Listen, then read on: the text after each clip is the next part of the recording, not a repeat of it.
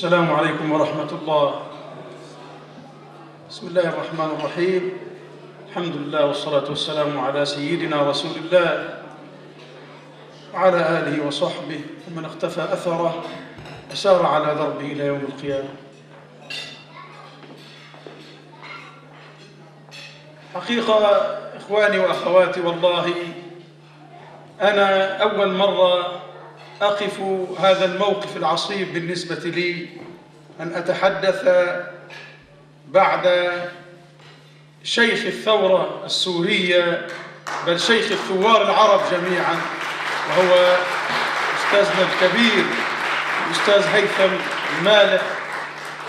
والله لقد شممت رائحة شواء صدره على إخوانه في سوريا وجيعة قلبه من خلال قوله، وكنا يجب أن نكتفي بهذه الكلمات التي عرضها علينا، فإنها تحرك كل من كان في قلبه مثقال ذرة من إيمان أو شعور من ضمير أو حاسة من وجدان بهذه القضية، قضية سوريا، قلب العروبة والإسلام، قضية هذه الدماء التي تسيل وهذه الأعراض التي تنتهك.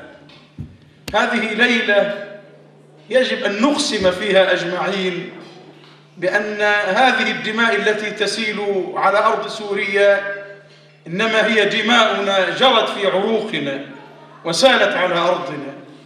هذه الأعراض التي انتهكت إنما هي أعراض أخواتنا وأعراض بناتنا وأعراض أمهاتنا. يجب هذه الليلة أن نبرهن على إيماننا بالله الواحد الأحد سبحانه وتعالى، فإن الرسول الأعظم صلى الله عليه وسلم قال عليه الصلاة والسلام: الصدقة برهان، الصدقة برهان. ما قال صلى الله عليه وسلم الصلاة برهان، ولا قال الصيام برهان، ولا قال الحج برهان. معنى برهان يعني هي الدليل الساطع القاطع الذي لا شريك له، هي دليل المحبة ودليل الإيمان بالله تعالى ودليل الإيمان بكل قضية. الصدقة برهان. لماذا جعلها النبي صلى الله عليه وسلم هي البرهان؟ لأن كثير من شرائع الدين تتوافق مع هوى النفس، تأتي مع المزاج. يعني الزواج عبادة مقدسة في الإسلام، لكنها عبادة على المزاج، عبادة على الهوى. لكن الله تعالى أراد أن يثبت أننا من أوليائه وأننا نحبه سبحانه وتعالى من خلال أن يكلفنا بشيء ضد طباعنا. ما الذي ضد طباعنا؟ نحن جبلنا على حب المال، جبلنا على اكتناز. الله وضع في جبلتنا هذا سبحانه وتعالى. زين للناس حب الشهوات من النساء والبنين والقناطير المقنطرة من الذهب والفضة. فإذا أردنا أن نثبت فعلا أننا من أولياء الله وأننا فعلا نشعر بإخواننا وأننا فعلا شراه للجنة، فيجب أن نبادر إلى الإعطاء. اللهم صل وسلم وبارك عليه. قال: ما منكم من أحد، يا إخواني يا أخواتي، ما منكم من أحد إلا وسيكلمه ربه ليس بينه وبينه ترجمان، فينظر أيمن منه فلا يجد إلا ما قدم، وينظر أشأم منه فلا يجد إلا ما قدم، وينظر أمامه فلا يرى إلا النار، فاتقوا النار ولو بشق تمرة. صلوات الله عليك يا حبيبي يا محمد. لم يقل اتقوا النار ولو بركعة، اتقوا النار ولو بعمرة، اتقوا النار ولو بحجة، لا، إنما قال اتقوا النار ولو بشق تمرة. لماذا؟ لأنه يعلم بأبي هو وأمي صلى الله عليه وسلم أنه ما من شيء ينجي من النار ولا من مسيس النار إلا الصدقة ابتغاء وجه الله الواحد الأحد سبحانه وتعالى. لهذا إخواني وأخواتي، يجب أن نبرهن على إيماننا، يجب أن نبرهن على مواجعنا، يجب أن نبرهن على تحسرنا، يجب أن نبرهن على إحساسنا بقضية إخواننا في سوريا الليلة. واليوم إن شاء الله إخواني جئتكم مبتغيا وجه الله الواحد الأحد، ثم مصافحة هذه الوجوه الكريمة. وكان لي الشرف والله أن أجلس بينكم هذه الليلة، لا سيما وبيننا هذا العلم المشهور أستاذنا الكبير الأستاذ هيثم المالك. فإن شاء الله إخواني سنبدأ تبيض وجهنا، والله بيضوا وجوهنا يا أهل أمريكا أمام هؤلاء الناس. نريد أن ينصرف من هنا الأستاذ هيثم المالك فيتحدث أن هنا في نيويورك رغم هذه الحضارة ورغم هذه الموليات ورغم هذه الشهوات هناك من يتوجع على إخوانه في سوريا، هناك من يتألم، هناك من يبذل ولا يبالي من أجل إخوانه في سوريا. فسنبدأ إن شاء الله الليلة ب10,000 دولار. من يتبرع ب10,000 دولار لإخوانه في سوريا ويفتح هذا ويسن سنة حسنة له أجرها وأجر من عمل بها؟ من يبدأ ب10,000 دولار وندعو له هذه الليلة؟ 10,000 دولار. تكبير تكبير. من إخواننا إن شاء الله أو أخواتنا إن شاء الله يبدأ بإذن الله تعالى 10,000 دولار لإخواننا في سوريا؟ يا إخواننا نريد إن شاء الله الليلة إخواننا أن نجبر بخاطر أنفسنا، والله ما أستطيع أن نقول نجبر، نريد أن نستر عوراتنا. والله نحن عراه والله أمام هذا الذي نراه. نحن في ألم شديد إذا هذه الحسرة التي تنزل على إخواني. من يبدأ ب10,000 إخواني؟ من يبدأ ب10,000 دولار؟ تكبير كبروا الله. تكبير. ما شاء الله ما شاء الله. الله يبارك فيكم يا أولاد. والله من يبدأ يا إخواني؟ وهؤلاء الأطفال ندعو لهم ويؤمنوا على دعائنا إن شاء الله. من إخواننا يبدأ ب10,000 دولار لإخوانه في سوريا إن شاء الله؟ اللهم صل على سيدنا محمد. يا إخواننا اللهم صل على سيدنا محمد. هذا باب خير يا إخواننا، هذا باب فتح من الله تعالى في هذا الوقت، في هذه الشدة، في هذا الضر، هذا الذي ينجي عند الله تعالى. فلا اقتحم العقبة وما أدراك ما العقبة، فك رقبة أو إطعام في يوم ذي مسغبة، في يوم شديد الوجيعة، في يوم شديد الفقر، في يوم شديد التألم. إخواننا إن شاء الله من يبدأ ب10,000 دولار إن شاء الله؟ نبدأ ب10,000 يتعهد بها إن شاء الله ويدفعها إن شاء الله. مش هيدفعها مرة واحدة، سيدفعها يعني إن شاء الله بالتقسيط مع إخواننا إن شاء الله. من يبدأ ب10,000 دولار إخواننا؟ الله أكبر. تكبير. بارك الله فيكم يا أولاد، ما شاء الله بارك الله فيكم. من يبدأ يا إخواننا؟ الله يبارك فيكم. اللهم صل على سيدنا محمد. إخواننا الله يبارك فيكم. اللهم صل على سيدنا محمد. اللهم صل على سيدنا محمد. إخواننا بالله عليكم لا تنزلوني من هذه المرتبة، يعني بالله عليكم يعني تشكروني، تبيض وجه هذا الشيخ الواقف أمامكم. إن شاء الله من يبدأ ب10,000 يا إخواننا وندعو الله تعالى له. 10,000 دولار لإخواننا في سوريا. اللهم صل على سيدنا محمد. اللهم صل على سيدنا محمد. مين يا شباب؟ اللهم صل على سيدنا محمد. طيب يا إخواننا عشان الوقت هنقسم 10,000 على 2. من أول 5,000 يا إخواننا؟ أول 5,000 اللهم صل على سيدنا محمد. تكبير. من أول 5,000 إخواننا الكرام. إخواننا الله يبارك فيكم، يعني لازم نكون أكثر إيجابية من هذا. الله يبارك فيكم. اللهم صل على سيدنا محمد. إخواننا يعني اللهم صل على سيدنا محمد.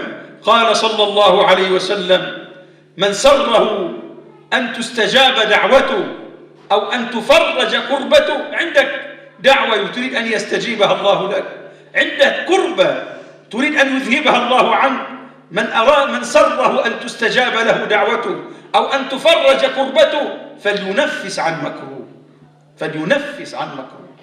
من أكثر كربا الآن من إخواننا في سوريا؟ هؤلاء الذين تخلى عنهم العالم، هؤلاء الذين خذلتهم العروبة وأمة الإسلام أيضا. يا إخواننا 5,000 دولار. مين إن شاء الله يشترك في 10,000 مع أخيه إن شاء الله؟ اللهم صل على سيدنا محمد. المسلم إلى ذلك إسلام إخواني، ويدعو صاحب الإحساس إلى ذلك إحساسه. هذا الذي نراه ينبغي أن نسعفها. بارك الله فيك. بارك الله فيك.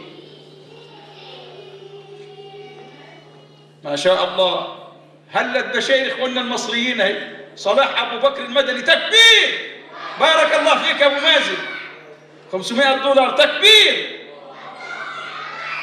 الله أكبر الله أكبر.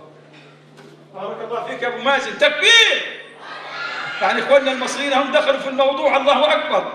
بارك الله فيكم. نعم إخواننا الله يبارك فيكم. اسمك إيه ما شاء الله؟ اسمك إيه؟ إيمان ما شاء الله.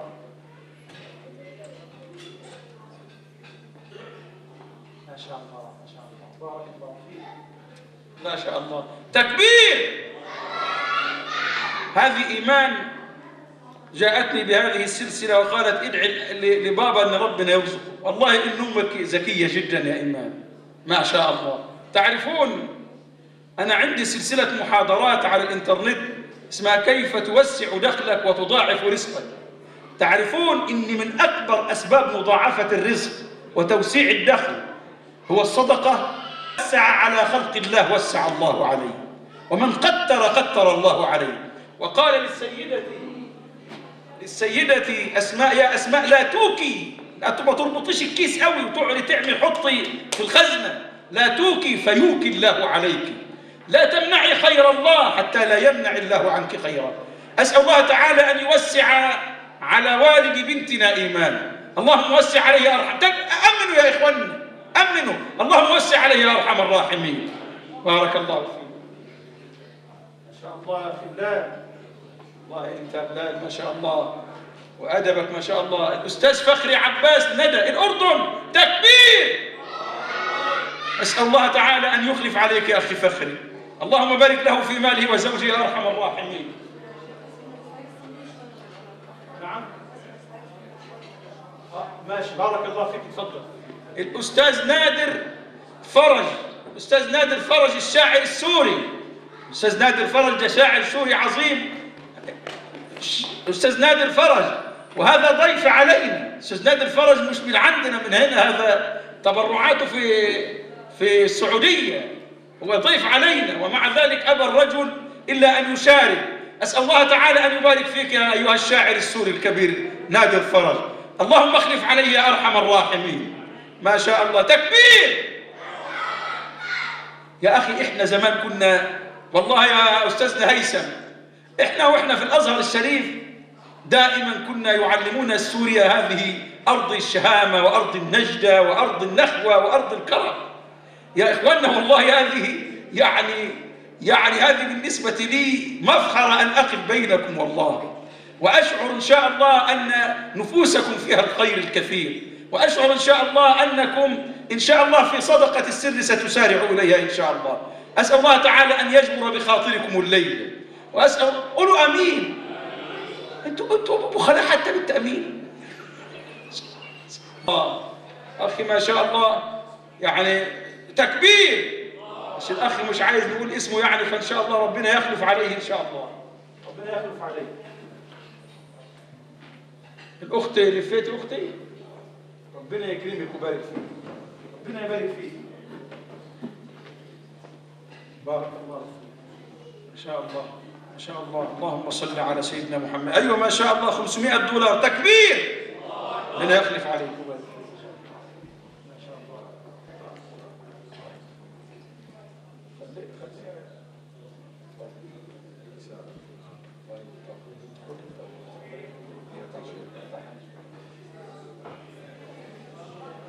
السلام عليكم. يعني مع الاحترام طبعا والتقدير للمناضل هيثم المالح، أنا بقول هذه الثورة السورية هي ثورة النساء السوريات. يا أخوان يا شباب، المرأة السورية، وهذا الحكي مو من عندي أنا، صنفت بجريدة بريطانية ثاني أجمل نساء الكون، ثاني أجمل وألطف نساء الكون. يا أخي المصريات الله يبارك. طبعا نحن والنعم من المصريات طبعا. فهي الحسن أخو الحسين يا شيخ. المرأة السورية خرجت في الشارع في المظاهرات من أول بدء الثورة السورية، والمرأة السورية تناضل، وهي الآن تقتل وتغتصب وتتبرع بذهبها وحليها للثورة السورية. في الماضي قالوا: فوالله ولو كانت النساء لمثل هذه لفضلت النساء على الرجال، فلا التأنيث لاسم الشمس عيب ولا التذكير فخرا للهلال. برعوا الأخت دانا، يعني هذه حلية ذهب من الذهب الخالص كتب عليها اسمها، أكيد يعني هي ذكرى ومناسبة طيبة لها، وهي الآن تتبرع لها. بديها الرجال، هي الرجال يوقفوا ونبلش المزاد من $500 يشتري هالقطعة هي الطيبة. والله أنا إن شاء الله عندما أذهب لسوريا بعد ذهاب هذا الطاغية، يعني سأقبل رجل كل مرأة سورية لنضالها وعطائها والذي تعاني منه الآن. نعم طبعا اللي بيسمحوا لي طبعا. فأنا بقول يعني لازم نبلش $500 لهذه الحلية، طوق من الذهب الخالص. مين الأخت اللي تبرعت فيها؟ مين الأخت اللي تبرعت فيها؟ تفضلي تفضلي. إن شاء الله. شو الاسم الكريم؟ عفوا؟ منال. الأخت منال تبرعت بحليتها، يمكن الله يبارك فيك يا منال. ادعي لها يا شيخ. أولادي، الله يبارك فيك ويبارك في أولادك ويبارك في زوجك. تكبير! إن شاء الله. مين يا أخواننا أبدأ المزاد بال $500. ما شاء الله. اسم الحبيب الأخ جميل يبرودي $500. من يزيد على جميل. تكبير! الله أكبر. مين بيزيد على الأخ جميل $600؟ بدي أرفع $600 على هذه القطعة الذهب الطاهرة. جميل. ربنا يكرمك ويسترك في الدنيا والآخرة إن شاء الله. بارك فيك أختي الكريمة منال، ربنا يكرمك. هلا كمان معنا خاتم من الذهب الأبيض، من الألماس والذهب الأبيض. يعني هذا يعني هذا ثمنه كام هذا يا أخ؟ شو الاسم الكريم؟ عروبة. الأخت عروبة، الله يزيدك عروبة. حي الله عروبة، ربنا يكرمك في الدنيا والآخرة. مين بيدفع $500 لهالخاتم المرصع بالألماس؟ بكام أخت عروبة؟ نبدأ بكام فيه؟ نعم. هذا الخاتم حقه $1200 الأخت أخذته عروبة. ابدأ ب1000. الله يبارك فيك. $1000. مين بيدفع $1000 فيه؟ هذه مروءة وشهامة السوريين يا رجل. الله يكرمنا بكم ليلة والله. هذه الأخت عروبة الله يكرمها، يعني تبرعت بهذا الخاتم. إن شاء الله إخواننا الكرام، إن شاء الله نبدأ $1000 فيه. من يأخذ هذا الخاتم $1000 إخواني؟ اللهم صل على سيدنا محمد. اللهم صل على سيدنا محمد. هذا $1200 الأخت اشترته، الآن هذا $1000 إخواني. نعم. اللهم صل على سيدنا محمد.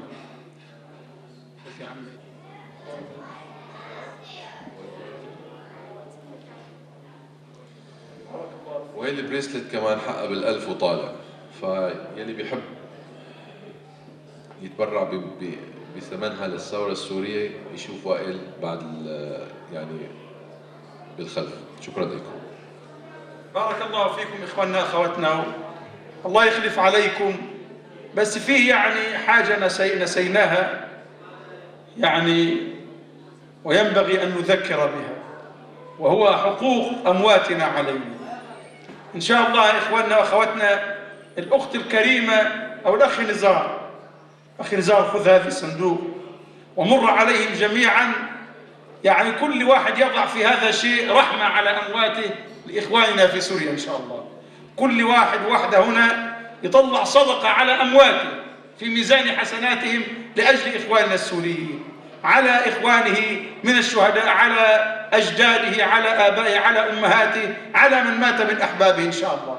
أسأل الله العظيم رب العرش الكريم أن يعطي من أنفق خلفا. اللهم أعط منفقا خلفا. اللهم اخلف عليكم بخلف الخير في الدنيا والآخرة. أسأل الله تعالى أن يبارك فيكم وأن يبارك منكم وأن يبارك بكم وأن يبارك عليكم، وصلوات الله على حبيبنا محمد وآله وصحبه وسلم تسليما كثيرا. بارك الله فيكم. Really are here to sing because they are so touched by the Syrian revolution, so they're singing for the Syrian revolution, singing for the suffering of our people in Syria because they are touched. They go across the world in support of human rights, and they always stand behind every human issue out there. Today we're gonna hear them singing a song called Revolution. I think it was written for Syria. And another